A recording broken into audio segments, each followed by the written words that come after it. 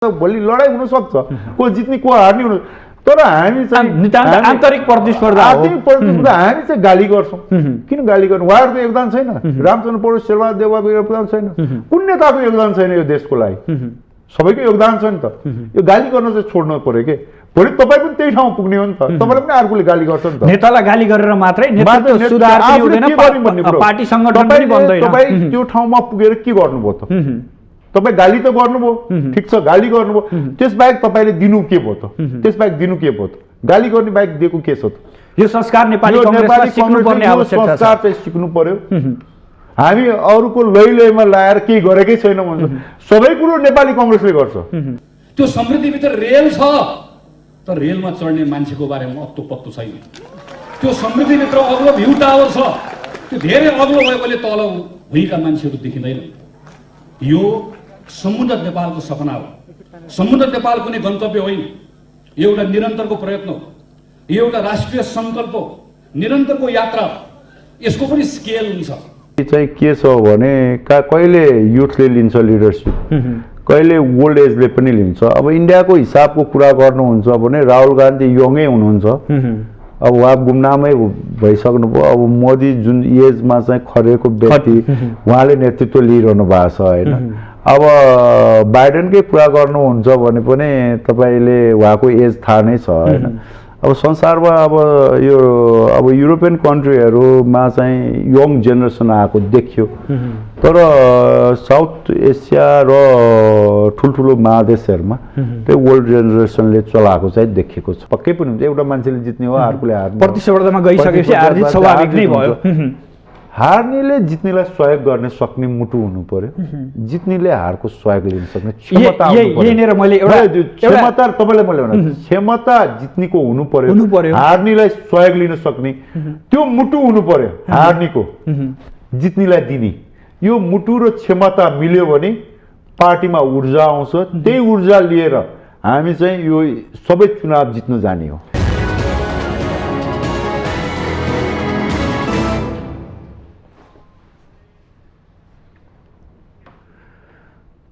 दर्शकबिन नमस्कार।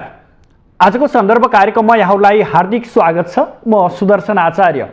दर्शकबिन आजको सन्दर्भमा पनि आज हामी नेपाली कांग्रेसको 14औं महाधिवेशनमा विषय केन्द्रित गर्नेछौँ। महाधिवेशन सङ्घारमा आइपुगेको छ। नेताहरू आफ्नो उम्मेदवारी तय गर्न र त्यसको प्रचार गर्नमै व्यस्त छन्। यो भनिरहँदा नेपाली कांग्रेसमा अब पुस्तान्तरण हुनुपर्छ भन्ने आवाजहरू पनि उठिरहेको अवस्था छ। के नेपाली कांग्रेसले साँच्चै नयाँ पुस्ताको जोससहितको कांग्रेसलाई यो महाधिवेशनबाट अगाडि ल्याउन सक्ला त? आजको प्रश्न बनिरहेको अवस्था छ। आज हामी यिनै विषयमा कुरा गर्नेछौँ। यसका लागि युवा नेता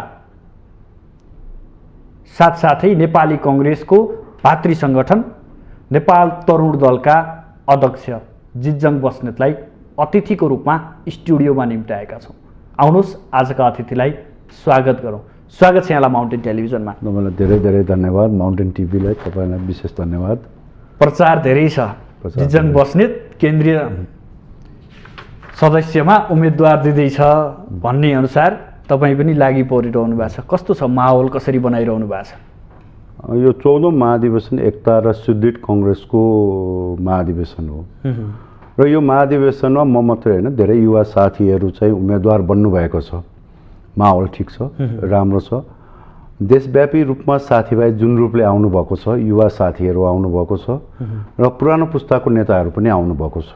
हामीले चाहिँ हाम्रो हिजोको डेलिगेटभन्दा आज डबलै बढाएको छौँ। त्यो कारणले पनि हाम्रो चाहिँ युवा साथीहरू धेरैजना आउन सफल हुनुभयो।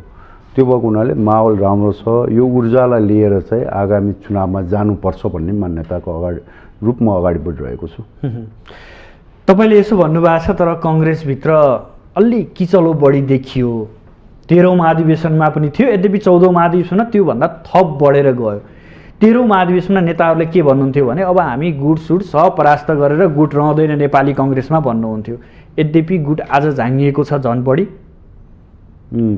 अब तपाईँ गुटको कुरा गर्नुहुन्छ भने प्रजातान्त्रिक पार्टीभित्र गुट त हुन्छ नि, मनमिल्ने साथीहरू, विचार मिल्ने साथीहरू एक ठाउँमा रहन्छन्। यसको मतलब यो होइन कि नमन मिल्ने अथवा आफूसँग विचार नमिल्ने चाहिँ नराम्रो मान्छे होइन। त्यो भएको हुनाले यो कङ्ग्रेस हो, कङ्ग्रेसमा धेरै थरीका विचारहरू छन्, तर अन्तिम लक्ष्य त कङ्ग्रेसको के हो भने जनताको अधिकारलाई सुनिश्चित गर्ने, मानव अधिकारलाई सुनिश्चित गर्ने, यो देशलाई लोकतान्त्रिक ढङ्गले अगाडि बढाउने, त्यही हो नि त। त्यो लक्ष्यमा सबैजना छन्। विचार चाहिँ कङ्ग्रेसभित्र नेतृत्वमा जान चाहेको हुनाले विचार भिन्न मात्रै देखेको हो। त्यो भिन्न विचार देखेको हुनाले भिन्न विचारका व्यक्तिहरू भिन्न भिन्न गुटमा रहेका हुन् र सबै हाम्रा मान्छे राम्रा छन्, सबै चाहिँ विचार नमिलेका मान्छे नराम्रा छन् भन्ने चाहिँ होइन यो कङ्ग्रेस पार्टी। मैले यहाँलाई यो मानेमा सोध्न खोजेँ कि यहाँ पनि वर्तमान सभापति शेरबहादुर लाइन पक्षबाट केन्द्रीय समिति बन्दै हुनुहुन्छ, यहाँले आफै खुला रूपमा भन्नुभएको पनि छ।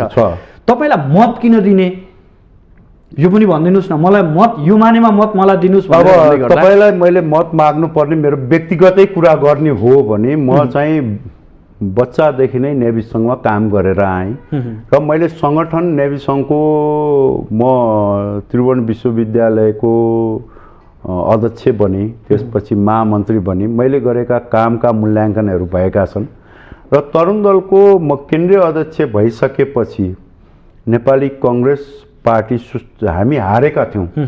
हारिसकेपछि सुस्ताइरहेको अवस्थामा त्यो सुस्ताएको कङ्ग्रेसलाई उठाउने व्यक्ति म हुँ। मेरो केन्द्रीय समिति हो, म मात्रै होइन कि मेरो केन्द्रीय समिति हो, मेरो तरुण दल हो र नेपाली मेरो भन्ने मतलब नेपाली कङ्ग्रेसको तरुण दल हो, त्यसको नेतृत्व गरेको मैले हो। र पहिलो आन्दोलनै जुन रूपले हामीले गऱ्यौँ र सातै प्रदेशमा हामीले जुन रूपले चाहिँ आम सभाहरू गऱ्यौँ, प्रशिक्षण कार्यक्रमहरू गऱ्यौँ, विरोधका कार्यक्रमहरू गऱ्यौँ र हामीले आफ्नो सङ्गठनलाई पनि सुदृढ बनाउँदै लग्यौँ। हामीले प्रदेशको कार्यक्रम मात्रै गरेनौँ कि आफ्ना सङ्गठनलाई परिचालन गर्न 77 जिल्लामा एउटा सुदृढ सङ्गठनको रूपमा अगाडि बढायौँ। नगर समिति यद्यपि सङ्गठनलाई पूर्णता दिन पनि सकेनौँ। यसमा 77 जिल्लामा बनायौँ। त्यसै गरी हामीले प्रदेशमा बनायौँ, हामीले नगर क्षेत्र वडासम्म गयौँ। जहाँसम्म सवाल छ तपाईँले किन बनाउन सक्नु भएन केन्द्रीय समिति भने सबैलाई जागजागरै भएको कुरा हो। म धेरै कुरा खोल्न चाहँदैन। म त्यो व्यक्ति होइन कि नेतालाई गाली गरेर नेतालाई चाहिँ मन परे भनेर मेरो पार्टीलाई चाहिँ गाली गरेर म हिरो बन्न चाहने व्यक्ति होइन। अध्यक्ष भएको हुनाले अध्यक्षको आज पनि लड्दैछु, म लडिरहेछु, जिम्मेवारी लिन्छु। म अध्यक्ष हुँ नि त, अध्यक्षले नै नबनेको हो नि त। मेरो व्यक्तिगत कारण मात्रै, मेरो व्यक्तिगत कारण मात्रै होइन, सबैलाई अध्यक्ष भएको हुनाले म अध्यक्षको हैसियतले त्यो जिम्मेवारीबाट पन्छिन मिल्दैन। त्यो जिम्मेवारी मेरो पुरा भएन। कमजोरी कहाँ भएको ल भन्नु? कमजोरी पार्टीको गुट र उपगुट जुन चाहिँ छन् नि, गुट र उपगुटको कारणले, हामीमा देखेको असमझदारी कारणले, भागभण्डाको कारणले भयो। अझ पनि म यहाँकै उम्मेदवारीको विषय चर्चा गर्छु। यहाँले भन्नुभयो एउटा नयाँ ऊर्जा सहितको जिजङ बस्नेत र आफ्नो ब्याकग्राउन्ड नेभी सङ्घबाट यहाँसम्म आइपुग्दा गरेका कामहरू बताइरहँदा तपाईँ जस्ता सयौँ युवाहरू अहिले आकर्षणको केन्द्रमा छन्, जसले पदाधिकारी र केन्द्रीय समितिमा अत्याधिक रूपमा चाहिँ आफूलाई उभ्याउन खोजिरहेको अवस्था छ। यसो भन्दै गर्दा अब साँच्चै नेपाली कङ्ग्रेसमा युवा आउने हुन् त? हेर्नुहोस्, अब मैले अघि नै भनिसकेँ, धेरै युवा साथीहरू आइसक्नु भएको छ र पहिलाको केन्द्रीय समिति हाम्रो 85 जना केन्द्रीय समितिमा तपाईँ हेर्नुहुन्छ भने त्यही युवा व्यक्तिहरू पनि थिए र यो युवा र पुरानो पुस्ता र युवा भने म नयाँ पुस्ता भन्छु। नयाँ पुस्ता र पुरानो पुस्तासँग हामीले सिक्नु पर्यो। नयाँ पुस्ताले केही कुरा सिक्नु पर्यो र नयाँ पुस्ताको चाहिँ ऊर्जालाई चाहिँ पुरानो पुस्ताले लिन सक्नु पर्यो, तब अगाडि बढ्छ पार्टी। त्यो भएको हुनाले धेरै युवा साथीहरू यसपालि नेतृत्वमा आउनुहुन्छ। वर्तमान सभापतिलाई फेरि दोहोऱ्याउने हो, त्यही भएर पुरानो पुस्ता भनेर यहाँले भनिरहनु भएको छ बेला बेलामा। वर्तमान पार्टी सभापतिलाई यो कारणले दोहोऱ्याउने हो कि उहाँले हामी चाहिँ हारिसकेको अवस्था थियो। सम्पूर्ण नेपाली कङ्ग्रेसका नेता कार्यकर्ताले एकतर्फी रूपले प्रहार गरिरहेको अवस्था थियो पार्टी सभापतिलाई। तैपनि उहाँ विचलित नभइकन केपी ओलीको दुई तिहाईको सरकार, लगभग 2/3 सरकारलाई परास्त गरेर त्यही गाली गरेकै नेताहरू, त्यही गाली गरेकै जनताहरू, त्यही गाली गरेकै प्राध्यापकले गाली गरेका थिए, वकिलले गाली गरेका थिए, कर्मचारीले गरेका थिए, सबैले के भन्यो भने एकचोटि तपाईँ नै प्राइम मिनिस्टर बनिदिनुहोस्। उहाँले त खान्नै भन्नुभएको थियो नि त। उहाँको मनमा, तपाईँको मनमा के छ थाहा छैन नि त कसैलाई, तर बाहिरी आएको कुरा चाहिँ उहाँले खान्नै भन्नुभएको थियो नि। उहाँको त्यो ढिला सुस्तीको कारण पनि देखिन्थ्यो। उहाँले म खान्नै भन्नुभएको थियो, नजाउँ नै भन्नुभएको थियो। नजाने भन्दाखेरि केपी ओलीसँग मिल्यो भन्ने नि। अब त्यो निर्णय नै केन्द्रीय समितिबाट सबैजनाले चाहिँ आन्दोलनै गरेर, एक प्रकारको सानै होला आन्दोलनै गरेर, बुद्धिजीवी लगाए सबैले होइन अब चाहिँ एकचोटि चाहिँ केपीलाई परास्त गर्नु पर्यो। अब त्यो परास्त गर्दाखेरि तपाईँ नै नेतृत्व गर्दाखेरि मात्रै हुनसक्छ भनेर भएको हो नि त। त्यो व्यक्तित्व त हो नि त। त्यो व्यक्तित्व भएको हुनाले हामीले चाहिँ के भन्यौँ, एकचोटि फेरि चाहिँ हाम्रो पार्टी सभापति आदरणीय शेरबहादुर देउवालाई चाहिँ एकचोटि चाहिँ फेरि चाहिँ पार्टी सभापति बनाऊँ भन्ने मात्रै चाहना हो। तपाईँले यसो भन्नुहुन्छ, तर सभापति देउवाले पार्टी सञ्चालन गर्न सक्नु भएन, निर्वाचनमा पनि सोचे अनुरूप चाहिँ उद्देश्य हासिल गर्न सक्नु भएन भनेर अहिले त नारा लगाइरहेछ। यो नारा लगाउने ठिक हो, नारा लाग्छ होइन, राजनीतिक कर्मीको सबैको नारा लाग्छ, यसमा नारा लाउँदैमा हुने होइन। तर उहाँले के गर्नुभयो भने पार्टी किन अगाडि बढ्न सकेन त, पार्टीमा किन यो अल्झेर बस्यो त भन्दा हामीले यस्तो हो कि पार्टीमा जितेको मान्छेलाई चलाउन दिने नै हो। पार्टी भने जो जित्छ उसले चलाउँछ, हारेको मान्छेले सहयोग गर्ने हो र जितेकोले पनि हारेकोबाट सहयोग लिने हो। यो तालमेल मिलेन र हारेको व्यक्तिहरूबाट सहयोग प्राप्त भएन अथवा जितेको व्यक्तिले सहयोग लिन सक्नु भएन। र जब यो भागबण्डाको कुरो आयो नि, भागबण्डाको कुरो आएपछि जहाँको त्यहीँ रोकियो, पार्टी सञ्चालन गर्न, गतिविधि गर्न, अगाडि बढ्न केही पनि रोकियो। जब उहाँले गठनको प्रक्रियालाई अगाडि बढाउनु भयो फेरि त्यहाँ विरोध भयो। गठन नगर्दाखेरि पनि विरोध हुने, गठन गर्दाखेरि पनि विरोध हुने। यो कुराको चाहिँ अन्त्य हुनुपर्छ। हामीले जे गऱ्यौँ, जसरी गयौँ। हामी कमजोर हुँदाखेरि, मेरो चाहिँ पार्टीभित्रको आन्तरिक किचोलो र पार्टी कमजोर हुँदाखेरि हामीले केपीको शासन देख्यौँ नि त। हामी कमजोर हुँदाखेरि के हुँदो रहेछ भन्ने कुरो सबै नेताले बुझ्नु पर्यो। नेपाली कङ्ग्रेस कमजोर हुँदाखेरि कहिले राजाले टाउको ठडाउने, कहिले कम्युनिस्टहरूले टाउको ठडाउने र यो देशको संविधानलाई थिच्न र मिच्न पल्किने, यो संविधानलाई च्यात्न चाहने व्यक्तिहरूको शिर ठाडो हुँदो रहेछ नि त। त्यो भएको हुनाले नेपाली कङ्ग्रेस आम नेपाली जनताको कङ्ग्रेस बन्नु पर्यो र नेपाली कङ्ग्रेसको जुन सिद्धान्त छ त्यो सिद्धान्तलाई अगाडि लग्नु पर्यो। नेतामा एकता हुनु पर्यो। यो गुट र उपगुट अन्त भन्ने होइन कि गुट र उपगुट पावर सेयरिङ हुनु पर्यो, तर गुट र उपगुट चाहिँ अन्त गर्नु पर्यो। पावर सेयरिङ हुनु पर्यो। अनि पोलिटिक्समा त पावर सेयरिङ हो। पावर सेयरिङ नभइकन त केही पनि पोलिटिक्स चल्दैछ। म एक्लैले अगाडि लग्छु भनेर भएन। तरुण दलकै कुरा गर्नुहुन्छ, कुनै भारतीय सङ्गठनकै कुरा गर्नुहुन्छ भने मेरै कुरा चाहिँ 100% लागु हुन्छ भन्ने छैन। तर म यस्तो अध्यक्ष बन्नु पर्यो कि म चाहिँ कुरा गर्दा एक स्टेप ब्याक पनि हुनु पर्यो, सक्नु पर्यो। र पार्टी सभापतिले सबै कुरा गरेर अहिले चाहिँ महाधिवेशन आउनुभएको छ र पार्टी पनि अहिले सरकारमा छ। जनताको चाहना पनि नेपाली कङ्ग्रेसकै भविष्यमा सरकार बनोस् भन्ने चाहना छ। त्यो भएको हुनाले पार्टीमा एकताबद्ध हुनु चाहिँ एकदम अत्यन्त जरुरी छ। अहिले पनि सभापति देउवा फेरि उठ्ने पदाधिकारीमा टुङ्गो लाग्यो, बैठकहरू छलफल बसिरहेछन्, यहाँ पनि सहभागी हुनुहुन्थ्यो होला? होइन, अब हामी चाहिँ तपाईँलाई सत्य कुरा गर्दाखेरि सहभागी छैनौँ। पार्टीको नेताहरू बस्नुभएको छ। अब पार्टीको पदाधिकारीको कुरा गर्नुहुन्छ भने दुवैतिर पार्टीको सभापति शेरबहादुर देउवै हुनुभयो, अब यता विकल्प रहित भयो। अब यता चाहिँ पार्टीको चाहिँ सभापति पनि तय गर्न सकेका छैन, पदाधिकारी पनि तय भएको छैन। लगभग यस्तो हो, तपाईँले वाच एन्ड सी हो, दुवैतिरबाट को कहाँ आउँछ, कसरी आउँछ र त्यही अनुसार चाहिँ तय गरौँ। उद्घाटनको कार्यक्रम हुन अझै 24 घण्टा पनि बाँकी छ। हाम्रै नेताहरू लड्ने हुन्न हैन, त्यसमा हामीलाई केही छैन। तर आन्तरिक प्रतिस्पर्धा र अलि विचारका कुराहरूमा अलि कङ्ग्रेस बढी नै लाग्यो कि भन्ने पनि देखियो। तपाईँले अब प्रतिस्पर्धा गरेन भन्ने तपाईँ फेरि गाली गर्न थाल्नुहुन्छ। कस्तो कङ्ग्रेस प्रतिस्पर्धा नभइकन सभापतिले जे त्यही राइट भन्नुहुन्छ। अब केपी ओलीले प्रतिस्पर्धै गराउनु भएन, त्यसलाई अधिनायकवाद भन्नुभयो। प्रतिस्पर्धा त गराउनु भयो, आफू अनुकूल प्रतिस्पर्धा आफू अनुकूल गराउनु भयो, आफूले माने। अब हामी त खुला विचारवाला हो, खुला विचारवाला भएको हुनाले खुला यो प्रजातन्त्रमा लोकतन्त्रमा चाहिँ प्रतिस्पर्धा गर्न पाउने आफ्नो नैसर्गिक अधिकार हो नि त। त्यो अधिकार सबै नेता कार्यकर्ताले प्रयोग तर यसो भन्दैमा पार्टी फेरि झन् गुट उपगुटमै अल्झिने हो कि अब पनि सग्लो भएर काङ्ग्रेस हिँड्न सक्दैन कि भन्ने चिन्ता पनि त एकातर्फ छ। यो सबैलाई चिन्ता छ, तर एउटा कुरा चाहिँ म तपाईँलाई के भन्छु भने हामी यो 14औं महाधिवेशनको सङ्घारमा आज भोलि नै अब हाम्रो त उद्घाटन 24 घण्टा पनि छैन।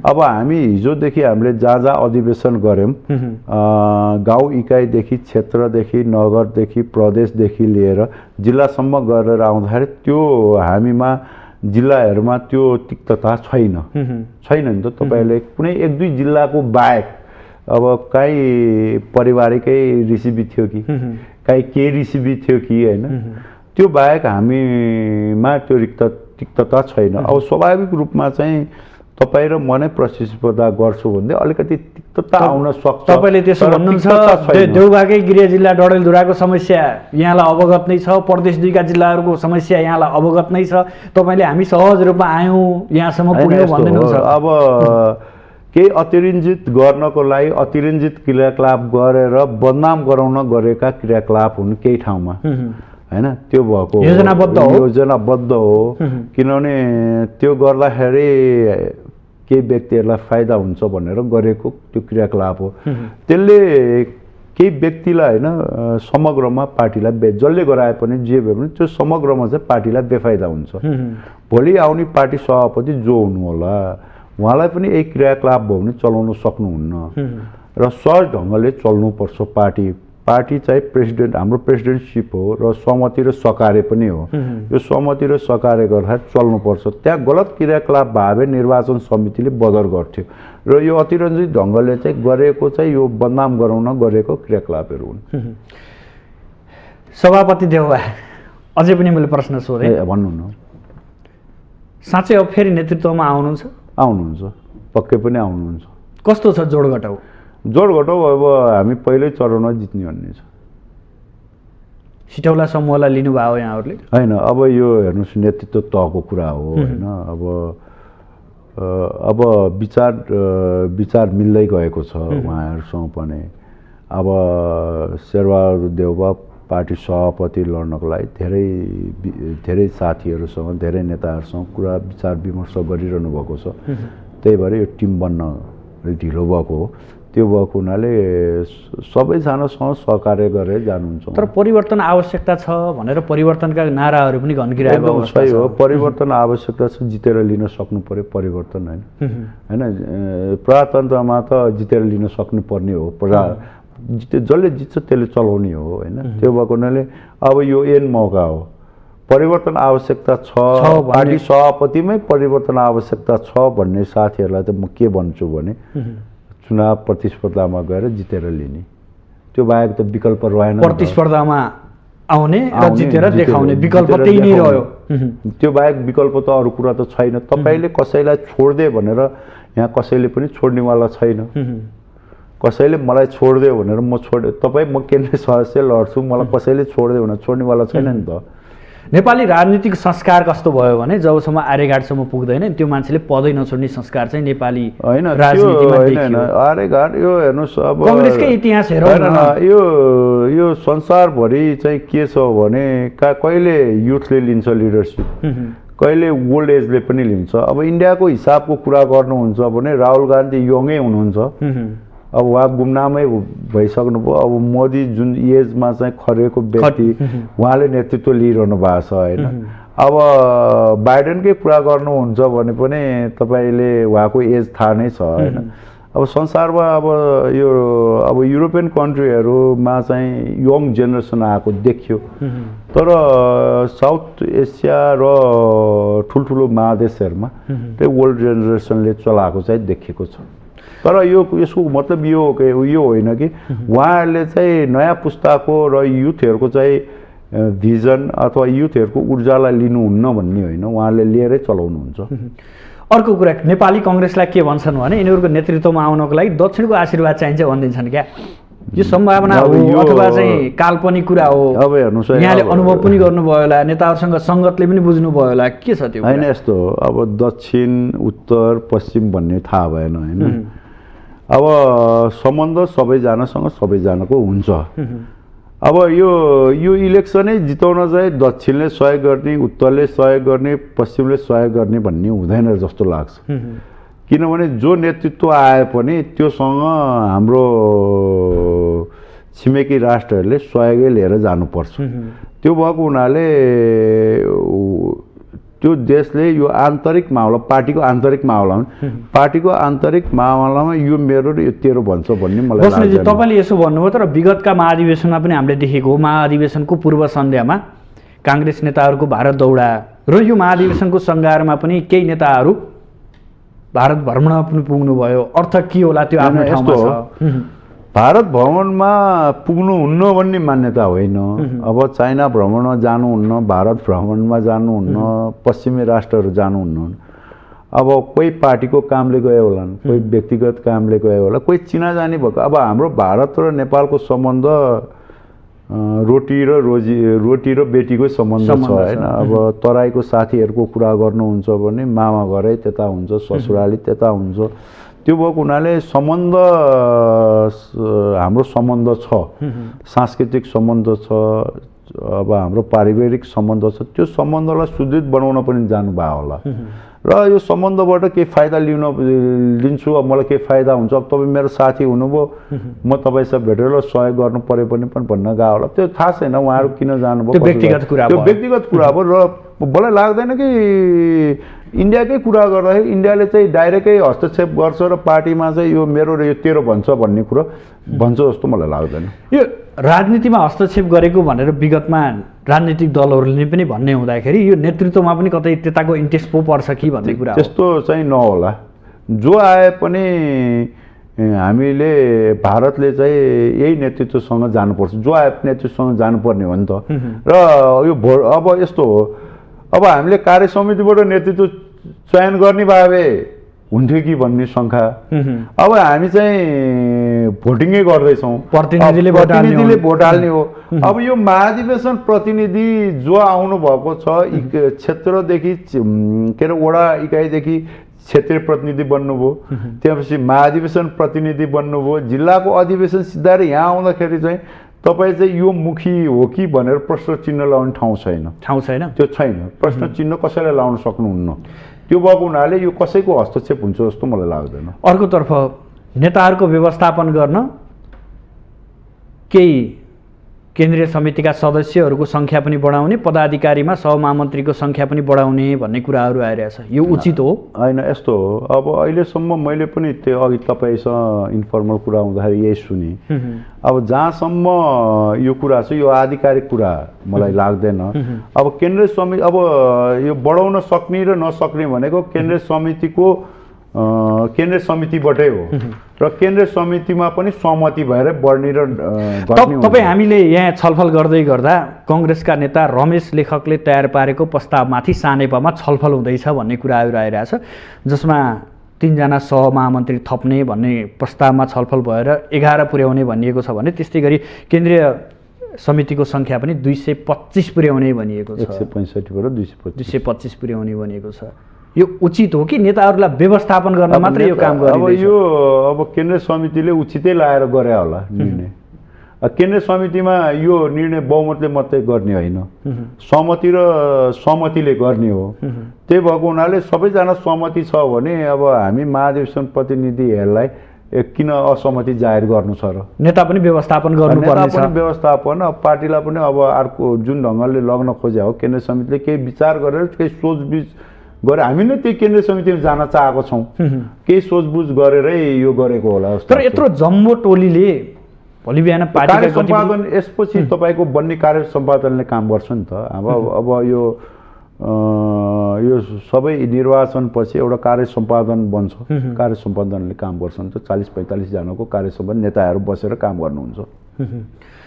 अब जटिलता छ, सरकार सञ्चालनमा पनि जटिलता छ, नेतृत्व नेपाली कङ्ग्रेसले गरिरहेको छ। यो बेलामा महाधिवेशन पनि गर्नुपर्ने बाध्यता छ, महाधिवेशन हुँदैछ। अब यो खर्चको कुरा पनि आउँछ कि कहिलेकाहीँ नेपाली कङ्ग्रेसले कसैबाट खर्च नलिने नउठाउने भन्छ, करोडौँ खर्च लाग्ने देखिया छ। यो पार्टीहरूले खर्च चाहिँ कहाँबाट जुटाउँछन् यो पनि एउटा जनताको प्रश्न छ। यस्तो हो, अब हाम्रो नेपाली कङ्ग्रेसभित्र पनि हामी लेभी त तिर्दैनौँ, तर अहिले महाधिवेशन गर्नको लागि हामीले वडादेखि कुरा गरौँ, वडादेखि नै हामीले चाहिँ जो प्रतिनिधि बन्ने इच्छुक हो त्यसले पैसा तिर्दै आएका छौँ होइन। अब जस्तै अहिले चाहिँ हाम्रोबाट 3000 रुपियाँ लिन्छ, प्रत्येक व्यक्तिसँग 3000 रुपियाँ लिन्छ र केही सहयोगी साथीहरू पनि हुनुहुन्छ पार्टीहरूमा, ती सहयोगी साथीहरूले पनि सहयोग गरिरहनु भएको छ। तर करोडौँ रुपियाँ कसरी उठ्छ भने के होइन, करोडौँ रुपियाँ सहयोग गर्ने साथीहरू पनि हुनुहुन्छ नि त, हुनुहुन्छ नि, किन नहुनु। नेपाली कङ्ग्रेसमा चाहिँ करोडौँ रुपियाँ सहयोग गर्ने साथी छैनन् र छन् नि त, जसले चाहिँ रसिद काटेर गरिन्छ नि, रसिद काटेर गरिन्छ। नभए त पार्टीमा चाहिँ त्यत्रो पैसा जम्मा भएको कुरा कसरी चाहिँ पार्टीले देखाउन सक्छ र? तपाईँको आय व्यय त देखाउनु पर्यो, तपाईँले ट्याक्स क्लियर गर्नु पर्यो, पार्टीको ट्याक्स क्लियर नहुने भन्ने कुरा भएन, सबै कुरा गर्नु पर्यो। त्यो भएको हुनाले हामीलाई सहयोग गर्ने साथीहरू हुनुहुन्छ। यो मानेमा कङ्ग्रेसलाई महाधिवेशन गर्न आर्थिक अभाव चाहिँ हुँदैन। अब अर्को पार्टी जस्तो हामी आम व्यापारी व्यवसाय अथवा चाहिँ गएर चन्दा चाहिँ उठाउँदैनौँ। हाम्रो चाहिँ यो पहिला पनि उठाएको थिएनौँ, आज पनि उठाउँदैनौँ, भोलिका दिनमा पनि उठाउँदैनौँ। नयाँ चाहिँ तपाईँले देख्नै भएको छ, कतिपय महाधिवेशन हुँदाखेरि घर घरमा चन्दा उठाउने, व्यापारी व्यवसायलाई धम्की दिने, डर धम्की त्रास देखाउने काम भएको छ। नेपाली कङ्ग्रेस त्योबाट त्यो रूपले अगाडि बढ्दैन। अब हामी एकैछिन विश्राममा जान्छौँ, विश्रामपछि पुनः उपस्थित हुनेछौँ। दर्शक, हामी छोटो विश्राम लिन्छौँ, विश्रामपछि पुनः नेपाली कङ्ग्रेसको 14औं महाधिवेशन र यसमा उठ्नुपर्ने एजेन्डा र युवा नेतृत्वको विषयमा थप चर्चा गर्नेछौँ।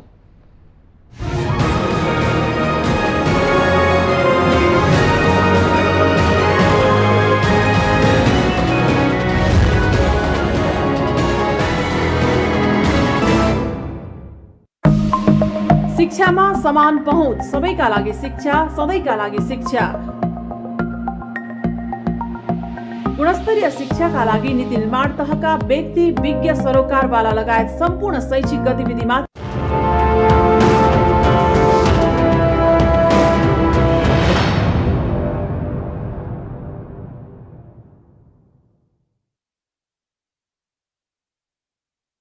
उसलाई के थाहा थियो म एउटा विचारसँग जोडिएको छु, आन्दोलनसँग जोडिएको छु, क्रान्तिसँग जोडिएको छु, म मारिन सक्छु, मलाई मतलब छैन। कहाँ पुगिन्छ थाहा छैन, तर कहीँ न कहीँ जहाँ पुगिन्छ, जुन दिन पुगिन्छ त्यो उज्यालै हुन्छ भन्ने थाहा थियो। त्योसँग जोडियो। 15 सालपछि पनि त्यही हो। अघि मैले चर्चा गरेँ माओवादीको युद्धको बेलामा पनि त्यही हो। आज हाम्रो अगाडिको प्रश्न फेरि त्यही नै हो।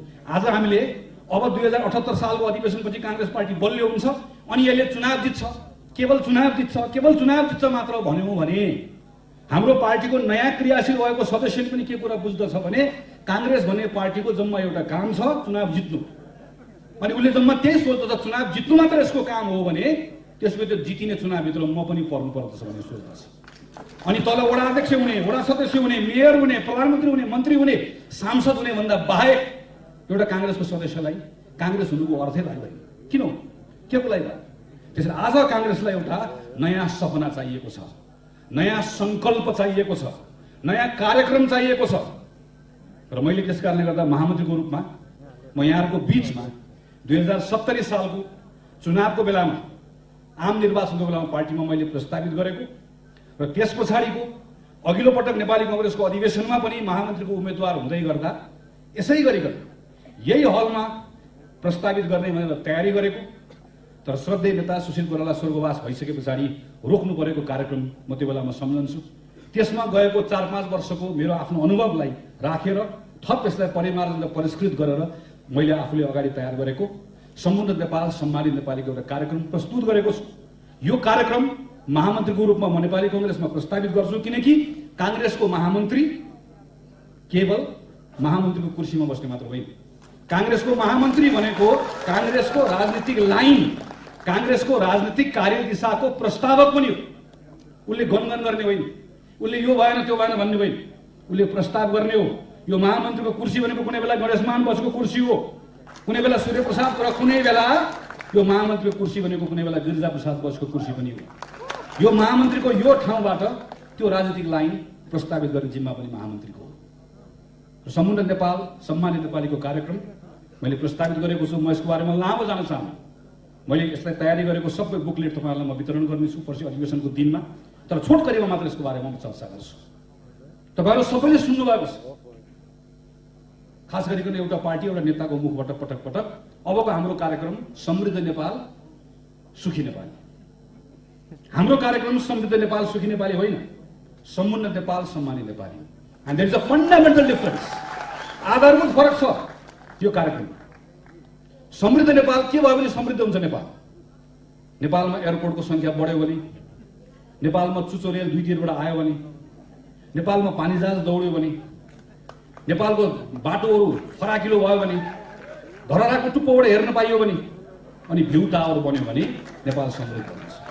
मैले कसैमाथि व्यङ्ग्य गरेको होइन, तपाईँले ध्यानपूर्वक सोच्नुहोस्। समृद्ध नेपालको परिकल्पनाकारले बोलेको एकपटक भाषणलाई त्यसभित्रका शब्दमा लयमा नजानुस्, सब्सटेन्समा जानुस्। त्यसले के को खोजी गरेको छ? यो यहाँ मात्र होइन, संसारको थुप्रै ठाउँमा थुप्रै नेताहरूले समृद्धिको सपना देखेका छन्। त्यो समृद्धिभित्र रेल छ, तर रेलमा चढ्ने मान्छेको बारेमा अत्तो पत्तो छैन। त्यो समृद्धिभित्र अग्लो भ्यू टावर छ, त्यो धेरै अग्लो भएकोले तल भुइँका मान्छेहरू देखिँदैन। यो समुन्नत नेपालको सपना हो। समुन्नत नेपाल कुनै गन्तव्य होइन, यो एउटा निरन्तरको प्रयत्न हो, यो एउटा राष्ट्रिय सङ्कल्प हो, निरन्तरको यात्रा हो। यसको पनि स्केल हुन्छ। आज हामीले समुन्नत नेपालको सङ्कल्प गर्दै गर्दा जब हामी 5 वर्षपछि अर्को अधिवेशनमा यहीँ उभिन्छौँ, नेपाल समुन्नतितर्फ कति अगाडि बढ्यो भन्ने कुरा नाप्ने हो। त्यो नाप्ने स्केल हुन्छ। वंशको आधारमा, जातको आधारमा, लिङ्गको आधारमा कसैले पनि प्राप्त गर्ने विशेष अधिकार आजभन्दा भोलिभन्दा पर्सि घट्दै गयो भने हामी समुन्नतितर्फ लाग्दै गयौँ भनेर हामी भन्दछौँ। कुनै पनि नेपाली कसको घरमा जन्मियो, कसको परिवारमा जन्मियो, कल्पना गर्नुहोस् त, एकपटक आँखा चिम्म गर्नुहोस् त, सम्झनुहोस् त। कसैको पनि आफ्नो परिवारमा आश्रित भएको कुनै एउटा श्रमिक सम्झनुहोस् त, मजदुर सम्झनुहोस् त, र त्यसको परिवारमा आफूलाई जन्मेको कल्पना गर्नुहोस् त। त्यो एकैछिन तपाईँ र मलाई के लाग्छ? आजको दिनमा तपाईँ र म आफ्नो योग्यताको कारणले गर्दा मात्र यहाँ उभिएका छौँ भन्ने लाग्छ। तर उसको परिवारमा एकपटक जन्मिएको, हाम्रो आमाको काखबाट म नजन्मिएर म उसको काखमा, उसको आमाको काखमा जन्मिएको भए आज म कहाँ हुन्थेँ? यो अवस्था जस्ताको तस्तै राखेर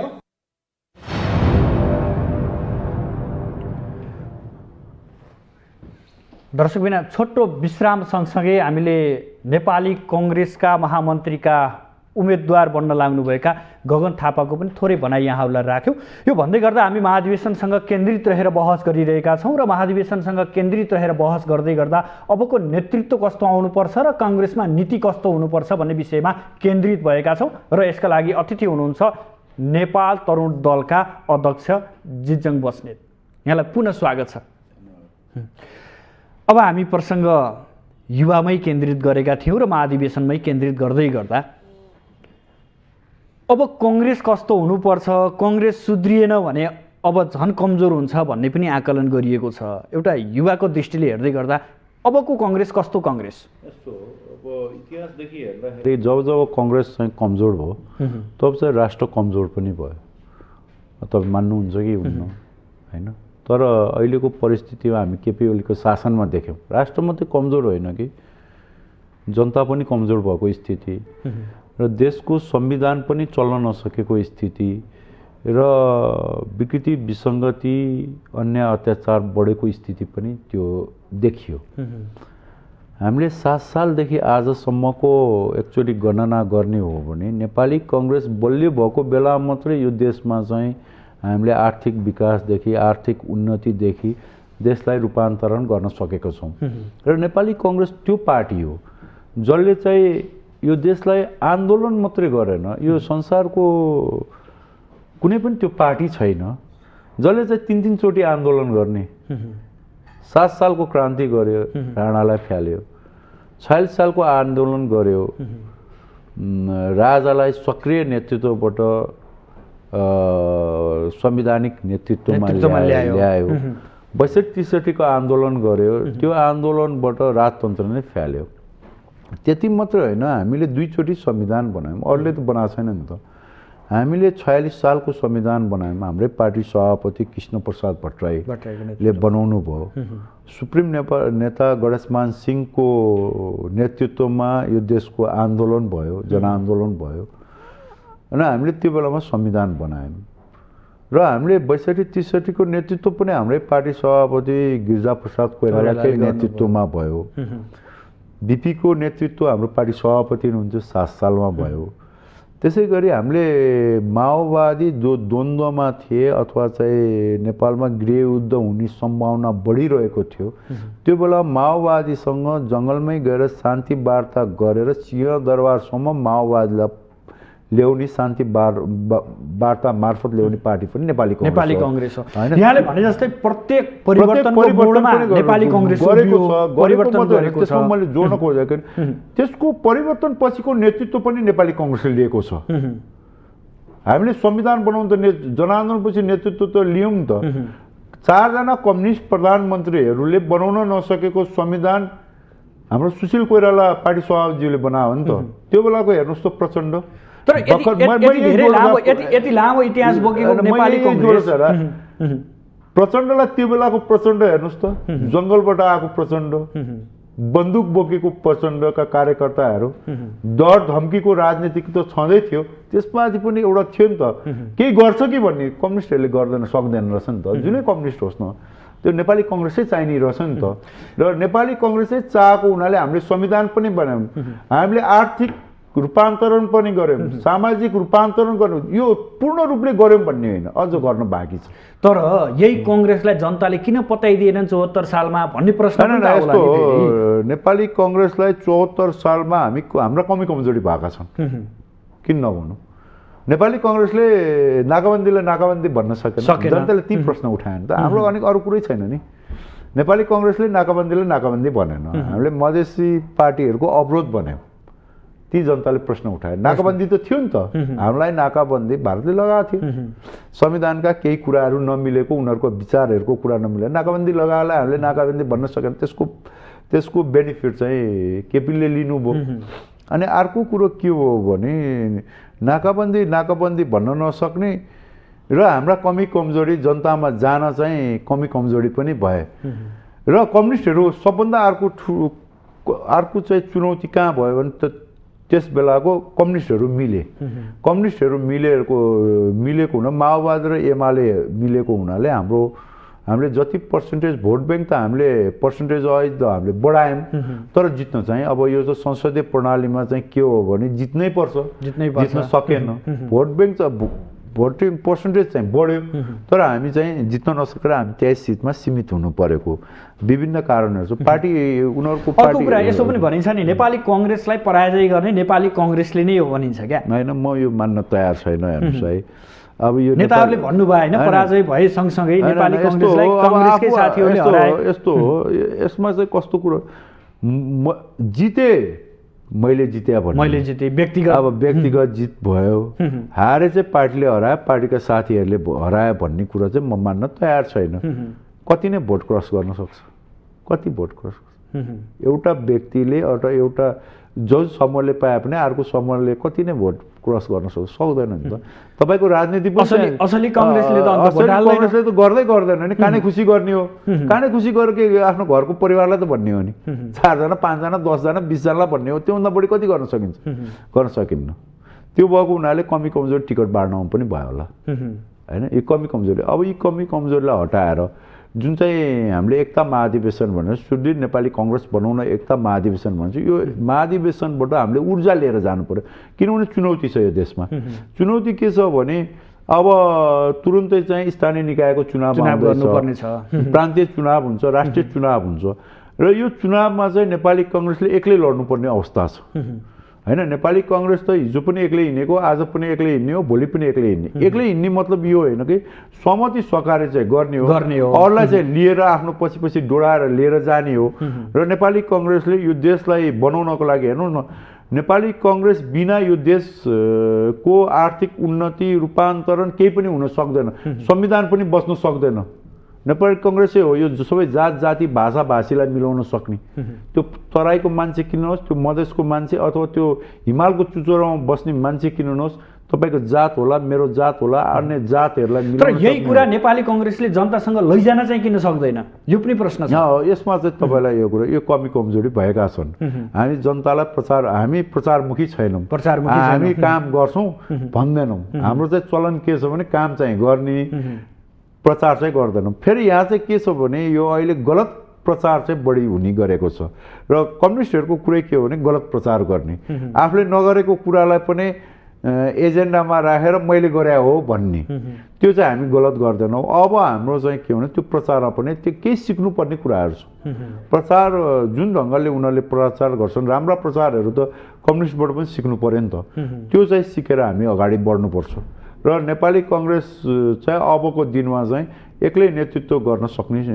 अब हाम्रो जति पनि कमी कमजोरी भए यीलाई चाहिँ बुझेर एक्लै नेतृत्व गर्न सक्छ तर गठबन्धन छ अहिले गठबन्धनको सरकार छ यसलाई निरन्तरता दिने भनेर अन्य दलका नेताहरूले भनिरहेको अवस्थामा नेपाली कङ्ग्रेसले के गर्ला बाहिर त गठबन्धन गर्दैनौ भनेको छ तर भोलिका दिनमा फेरि नेपाली कङ्ग्रेसले गठबन्धन गर्ने हो कि भन्ने चिन्ता पनि कङ्ग्रेसी कार्यकर्तालाई छ यस्तो हो अब हामीले चाहिँ पहिला गठबन्धन नगर्दाखेरि हाम्रो हार भयो अब अहिले चाहिँ पार्टीहरू फुटेका छन् अब यसको चाहिँ के भने राजनीतिमा चाहिँ यसलाई चाहिँ आफूले चाहिँ मिलाएर लिएर जानु सक्नुपर्छ नेपाली कङ्ग्रेस त एक्लै लड्छ हेर्नुहोस् नेपाली कङ्ग्रेस अहिलेको गठबन्धनसम्म रहने हो सरकारको गठबन्धन रहने हो त्यसपछि हामी स्थानीय निकायको चुनावदेखि प्रान्तीय र राष्ट्रिय चुनावमा चाहिँ नेपाली कङ्ग्रेस एक्लै लड्छ सहमति र सहकार्य कहाँ हुन्छ भने केही नेताहरू राष्ट्रिय नेताहरू हुनुहुन्छ भने हामी सहमति र सहकार्य राष्ट्रिय नेताहरूको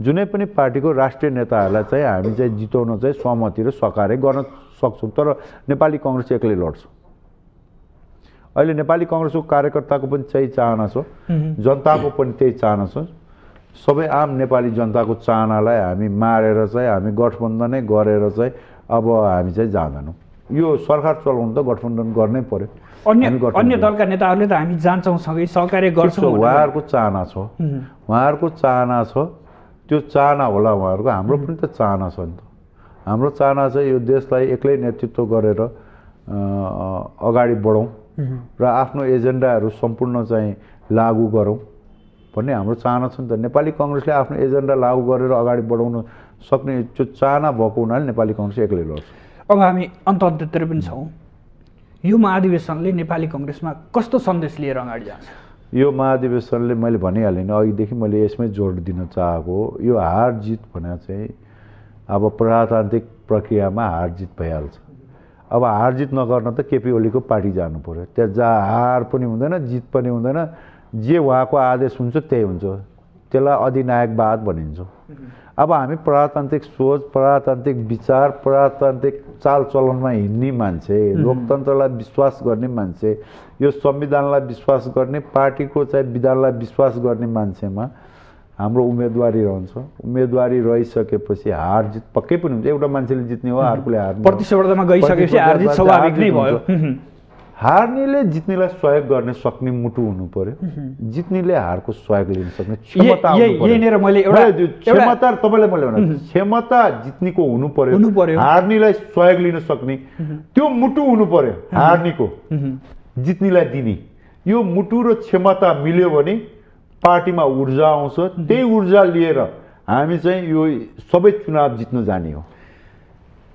अहिले पछिल्लो उदाहरण राप्रपामा हेर्न सकिन्छ जसरी लामो समयसम्म नेतृत्व गरेका कमल थापाको पराजयपछिको त्यो अभिव्यक्तिहरू कस्ता थिए त्यही अवस्था नेपाली कङ्ग्रेसमा आउँदैन त्यो चाहिँ अराजक अभिव्यक्तिहरू हुन् कोही व्यक्तिले जित्न साथ अब हारेको व्यक्तिले त्यो अराजक कुरा गर्नु नहुने हो उहाँ जस्तो नेताले त्यो गर्नु नहुने हो त्यो भएको हुनाले नेपाली कङ्ग्रेसमा त्यो अराजक गतिविधि पनि नेपाली कङ्ग्रेस त्यति अराजक पार्टी होइन भन्ने यहाँको त्यस्तो विचारहरू पनि हुँदैन मुटु र क्षमताको कुरा हो जित्नेले क्षमता देखाउनु पर्यो हार्नेले मुटु दिनु पर्यो उसो भए 14औं महाधिवेशनबाट नेपाली कङ्ग्रेस सुदृढ भएर अगाडि बढ्छ एकताबद्ध भएर अगाडि बढ्छ र नयाँ पुस्ताका साथीहरू धेरैजना केन्द्रीय समितिमा हुन्छन्।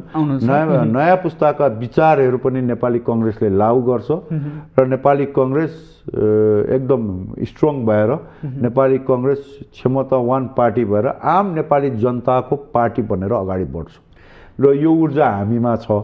त्यो ऊर्जा चाहिँ हामी अब आम नेपाली जनतालाई कार्यकर्ताको जनताको ऊर्जा चाहिँ मर्न दिनुहुन्न तपाईहरु जस्ता युवा नेताहरूले। हामी कुनै पनि हालतमा हार जित भन्ने स्वाभाविक हो, कोही जित्लान् कोही हार्लान्, जो जिते पनि नेपाली कङ्ग्रेसकै हो, जो हारे पनि नेपाली कङ्ग्रेसको हो। त्यो भएर हार र जितलाई चाहिँ नलिएर समग्रमा नेपाली कङ्ग्रेसको जित हो। यो महाधिवेशन भनेको चाहिँ हाम्रो 5-5 वर्षमा आउने, यसपालि ढिलो भयो, 5-5 वर्षमा आउने यो त एकदम म त एउटा ठुलो चाड भन्छु। दसैँ तिहार पछिको सबभन्दा ठुलो चाड हो। यो चाडलाई चाहिँ उत्सवको रूपमा बनाऊ, विजयको रूपमा जाउँ। यसैको दौडमा जिज्जङ बस्नेत पनि छ, केन्द्रीय समितिको उम्मेदवार पनि हो। अब तपाईले बोलाइहाल्नुभयो, मैले पनि अब जिज्जङ बस्ने तपाईहरुलाई लाग्छ। म अन्तिममा एउटा कुरा गरौँ, म नेप्सङको अध्यक्ष हुन्छु भन्दाखेरि मैले दौरान देशव्यापी भ्रमण गरेको थिएँ। भ्रमणमा गर्दाखेरि मैले के भनेको थिएँ भने तपाईले मलाई किन भोट हाल्ने भन्दा मैले सोध्थेँ। तपाईसँग चिया खाएको आधारमा अथवा चाहिँ तपाईको दाइ भएको आधारमा चाहिँ भोट नहाल्नु होला। तपाईले रोनाल्डोको विषयमा तपाईलाई सबै कुरा थाहा हुन्छ। मेसीको विषयमा कति मिलियन डलरमा चाहिँ किनियो, कहाँ घर छ, कुन चाहिँ क्लबबाट खेल्दैछन्, गर्लफ्रेन्डको वाइफको बच्चा कतिजना छ। अनि हामीको विषय तपाईले मत दिँदाखेरि सोच्नु पर्यो, एकचोटि आँखा चिम्लेर सोच्नु पर्यो। यो जिज्जङ बस्नेतलाई मत दिँदाखेरि सोच्नु पर्यो नि त, किन मत दिने त? यसले गर्यो के? युनिभर्सिटीमा यसले राम्रो गर्यो कि नराम्रो गर्यो? यसले महामन्त्री हुँदाखेरि राम्रो गर्यो कि नराम्रो गर्यो? यसले तरुण दलमा हुँदाखेरि यसले तरुण दललाई बिगार्यो कि सपार्यो? अथवा यो मान्छे इमान्दार हो कि होइन, निष्ठावान हो कि होइन पार्टीप्रति, र साँच्चीकै यो देश र जनताको प्रति निष्ठावान र इमान्दारता छ कि छैन भन्ने कुरा सोच्नु पर्यो। र मैले चाहिँ जीवन चाहिँ यो निष्ठा इमान्दारितालाई दिएको हो। मेरो त यो निष्ठा र इमान्दारिता बाहेक यो राजनीतिमा केही पनि छैन। यो मलाई चाहिँ सबैले चाहिँ मत चाहिँ यो कारणले दिनुहुन्छ, मेरो निष्ठा र इमान्दारिताको कारणले दिनुहुन्छ भन्ने मैले आशा लिएको छु। तर एकचोटि चाहिँ तपाईले मत हाल्दाखेरि चाहिँ एकचोटि सोचेर दिउँ, विवेक पुर्याउनु होला, प्रयोग गर्नु पर्यो। जसले पार्टीमा योगदान गरेछ, जो खट्न सक्छ, जो कार्यकर्तासँग जान सक्छ, जनतामा जान सक्छ, पार्टीलाई ऊर्जा बनाउन सक्छ, पार्टीलाई एकता बनाउन सक्छ, अराजक गतिविधिबाट टाढा रहन्छ।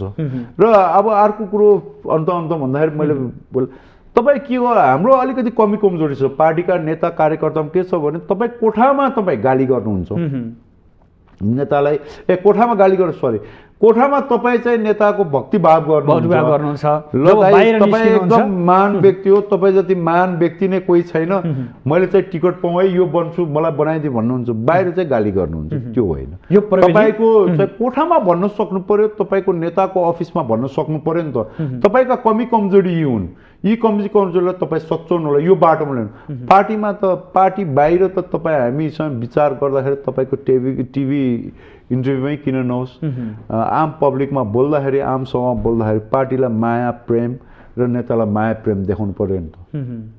योगदान गरेछ नि त, त्यो शेरबहादुर देउपा किन नहोस्, त्यो रामचन्द्र पौडेल नहोस्, किन नहोस्, सबैजनाको योगदान छ नि त। यो देश बनाउने, यो पार्टी बनाउने योगदान छैन हो? आज भोलि लडाइँ हुनसक्छ, को जित्ने को हार्ने हुनु, तर हामी चाहिँ आन्तरिक प्रतिस्पर्धा हामी चाहिँ गाली गर्छौँ। किन गाली गर्नु? उहाँहरूको योगदान छैन, रामचन्द्र पौडेल शेरबहादुर देउपाको योगदान छैन, कुन नेताको योगदान छैन यो देशको लागि? सबैको योगदान छ नि त। यो गाली गर्न चाहिँ छोड्नु पर्यो के? भोलि तपाईँ पनि त्यही ठाउँमा पुग्ने हो नि त, तपाईँलाई पनि अर्कोले गाली गर्छ नि त। नेतालाई गाली गरेर मात्रै नेतृत्व सुधार पनि हुँदैन, पार्टी संगठन पनि बन्दैन। तपाईँ त्यो ठाउँमा पुगेर के गर्नुभयो त? तपाईँ गाली त गर्नुभयो, ठिक छ, गाली गर्नुभयो, त्यसबाहेक तपाईँले दिनु के भयो त? त्यसबाहेक दिनु के भयो त? गाली गर्ने बाहेक दिएको के छ त? यो संस्कार नेपाली कङ्ग्रेसले सिक्नुपर्ने आवश्यकता छ, चाहिँ सिक्नु पर्यो। हामी अरूको लैमा लाएर केही गरेकै छैन भन्छ, सबै कुरो नेपाली कङ्ग्रेसले गर्छ। हामीले यो बुझाउन सकेन आफ्नै कार्यकर्तालाई पनि, एउटा विडम्बनाको कुरो। सबै कुरो नेपाली कङ्ग्रेसले गरेको छ, तर पनि के भन्छौँ भने हामी चोक गल्लीमा भन्छ, नेपाली कङ्ग्रेसले केही गरेन भन्छौँ। यसले चाहिँ फाइदा विपक्षलाई हुन्छ, जसले चाहिँ गरेको छैन, जसले चाहिँ हल्ला फैलाइरहेको छ, भ्रम फैलाइरहेको छ, त्यसलाई चाहिँ फाइदा हुन्छ।